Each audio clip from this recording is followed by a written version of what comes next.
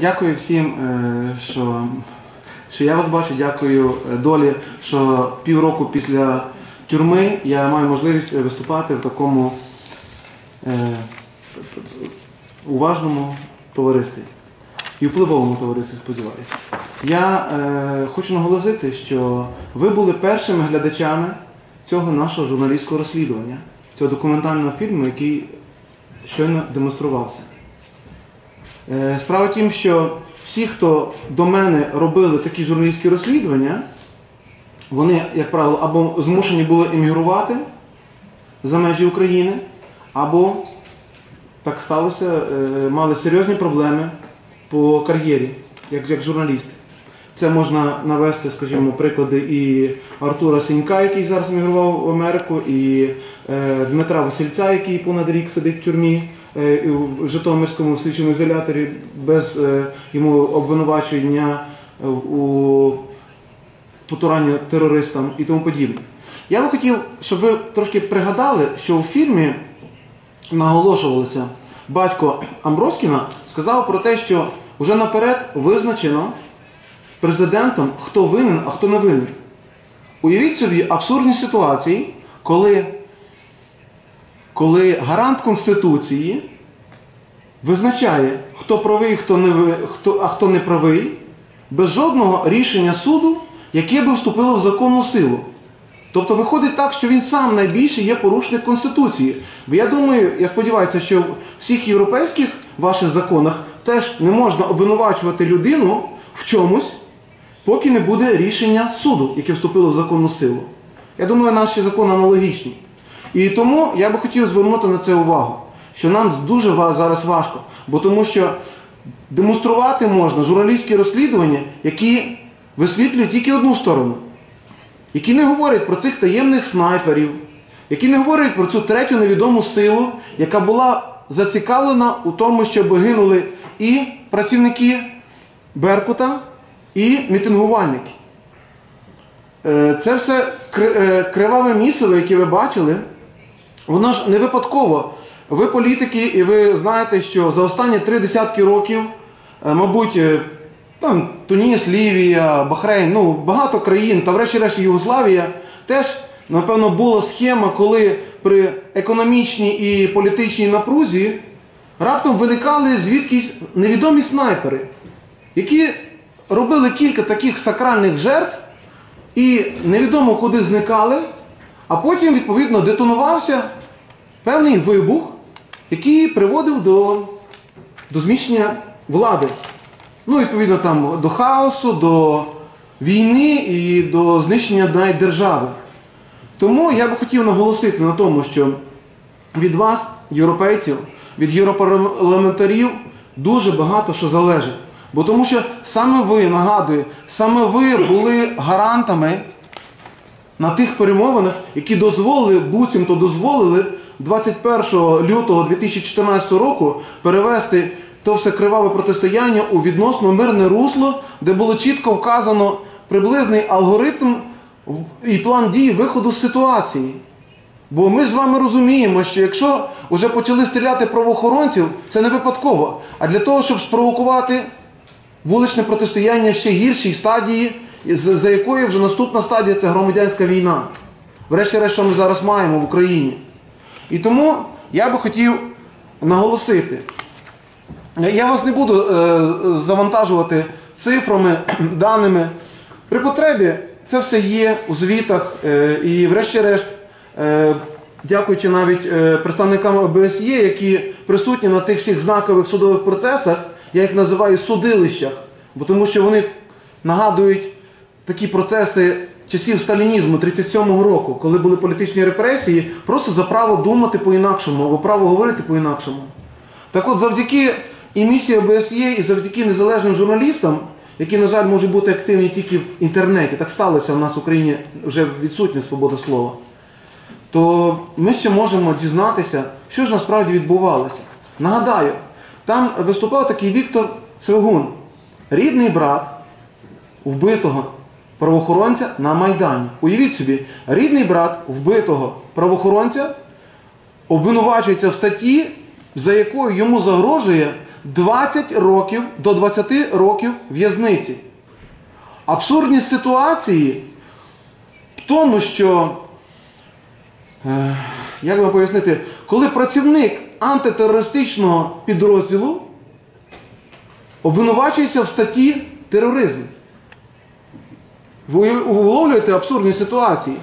А людина, яка на камеру признається, що вона вбила 2 командирів Беркута, зараз тільки свідок по справі проходить. Тобто все перевернуто з ніг на голову. І саме від вас залежить, чи ви зможете привести до тями нашу українську сучасну владу. Бо тому що, якщо задати питання, кому це було вигідно, коротенько, всі тут розумні люди. Януковичу це не було вигідно, однозначно, бо тому що, врешті-решт, він і не контролював ситуацію. Тільки минулого тижня він в інтерв'ю сказав, що буцімто він дізнався за грою в теніс, що, виявляється, є кроваве протистояння на Майдані, яке стимулювали фінансово Льовочкін і його голова адміністрації президентської, і Фірташ, мультимільярдер, який зараз має проблеми в Австрії, український олігарх. Уявіть собі абсурдні ситуації, коли такі, як Янукович, які буцімто не могли гарантувати, сідають за стіл переговорів з опозицією, яка зараз стала владою, яка теж, виявляється, не контролювала ситуацію. І під гарантією європарламентарів. І чим це все скінчилося? У нас зараз йде війна, у нас зараз понад 5 мільйонів населення, тобто всю індустріальну частину Донбасу, визнали терористами. Народ визнали терористами. Людей. Їм обрізали світло, воду, електроенергію, зв'язок. Їм припинили платити пенсію. Вибачаюся, це трохи не по справі тій йде. Але я це мушу вам сказати, бо тому що так виходить, що таке відчуття, що ви буцімто цього не знаєте, що відбувається в нас в Україні. Бо тому що інакше ви не віталися з цим президентом. Нашим українським президентом, врешті-решт, за нього голосував. Але ви уявіть собі, коли оце все беззаконня, корупція, це все зараз простимульовано вашою такою байдужістю. Бо тому що ви геополітики. Ви, решті-решт, можете викликати українську владу, яка вічно до вас сюди їздить клянчити гроші, чергові кредити, які, врешті-решт, підуть на патрони і на вбивство знову наших українських співвітчизників. І ви їм не можете нічого сказати. Я гарантую, дивіться, ви як європарламентарі, якщо б ви сказали, що існує кримінальне покарання, і це все може закінчитися для президента Порошенка і його очільників, це може закінчитися Гаазьким трибуналом. Бо тому що не можна використовувати Збройні сили України проти власного українського народу. Для цього, якщо, скажімо, антитерористична операція, то мають бути антитерористичні підрозділи. Але які антитерористичні підрозділи зараз будуть підтримувати цю владу, коли їх зараз судять за виконання наказу про наведення порядку під час цієї вуличної вакханалії? Я був журналістом, який симпатизував Євромайдану рівно до того часу, поки я не побачив, що почали готувати коктейлі Молотова. Я висвітлював і, скажімо так, і антимайдан, і Євромайдан. Бо тому що це норми об'єктивної журналістики. Це принципи журналістики. Якщо ти хочеш бути не пропагандистом, не прес-службою когось там, то ти повинен висвітлювати, особливо коли це конфлікт, особливо коли це конфлікт збройний, обов'язково треба подавати 2 точки зору. В нас, на жаль, зараз це все, і повторюся, за вашої мовчазної згоди відбувається. Оце все в вакханалії. Коли я тільки в тюремній камері, в інтернеті або тут, в Європарламенті, можу говорити те, що я думаю. І є можливість, що ви мене почуєте. Я бачу, ви мене дуже уважно слухаєте. Сподіваюся, що перекладач гарно все перекладає, пані Галина. Але я ще раз вам хочу сказати, я напевно, що вже затримав часу. Я хотів би вам наголосити, що президент своєю брехнею зробив це всі судилища політично заангажованими. І це означає, що жодної правди сироти і вдови тих, які загинули, чи, скажімо, сторони Беркута, чи, скажімо, сторони Небесної Сотні, вони правди не дізнаються. Можливо, тільки коли поміняється влада в Україні, або, можливо, так, як буває в кінофільмах про Вікілікс, чисто випадково десь відбудеться просочка інформації про цих так званих невідомих снайперів, які вбивали і тих, тільки для того, щоб спровокувати картинку з простріленими головами, з простріленими тілами на світових телеканалах. Бо тому що ми бачимо ці всі сценарії, які відбувалися і раніше. Це один і той самий сценарій, за яким є хаос і розпад держави.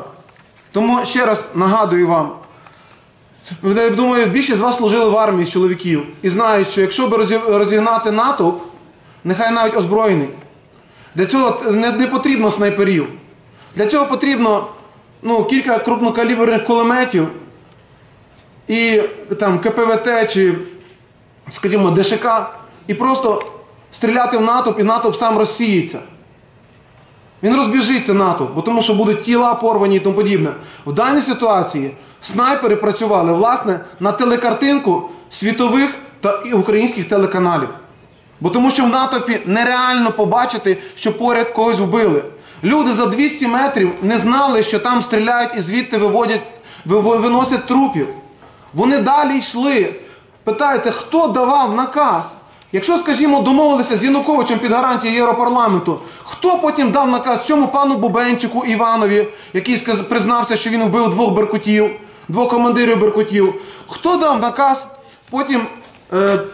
Чому взагалі не розслідують справу по екс-віце-прем'єр-міністру Олександру Сичу? Він зараз голова обласної ради, Івано-Франківської обласної ради, де я звідки родом, з Івано-Франківщини.